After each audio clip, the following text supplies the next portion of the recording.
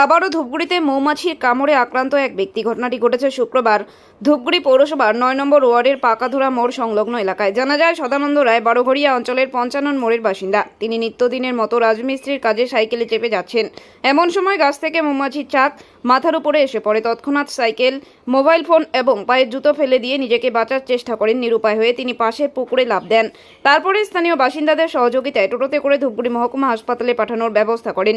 বর্তমানে ধূপগুড়ি মহকুমা হাসপাতালের অবজারভেশনে রয়েছেন তিনি। আমি তো কারো বাড়িতে হ্যাঁ, টাকা ধরা বাড়ি এটা গেলাম মাসে প্রথমে দুই একটা আছে, তুমি এটা ফাড়ে দিলাম, একদম পুরো ফাঁকা গেছে। তারপরে ঠিক আছে বাসা আছে, বাসা আছে ওখান থেকে ঘামা টাঙা দাও, কিছু লোক জমা হয়ে গেল, মোর ঘর আসে পাচ্ছে না, পুরো মাসি একবার ঘুরে বেড়াচ্ছে। তারপরে মোর উঠে বসে যে তুই ওটি আমি অল্পখানে উঠিয়ে দৌড়ি যা, জল আছে টিকিটে থাকবে, এবার আমাদের শুরু হয়। ব্যবসা পরিচয় আছে, ব্যবসা গিয়েছিলাম, যাওয়ার পরে মাছগুলা এগুলো ঘুরেছে।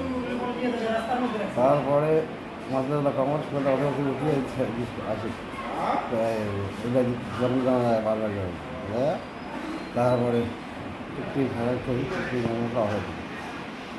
কে নিয়ে আসলো? এমন সময় সুবোধ সাংবাদিক ও পিছনে আমার পিছনে এসে আসলো, এখন হাসপাতালে আসে, এখনো যায়নি আমাদের।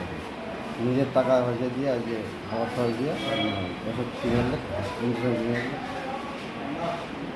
আপনার নাম? আমার নাম সদানন্দ রায়, বাড়ি? ৫৫ ওর মধ্যে ওরা গেল।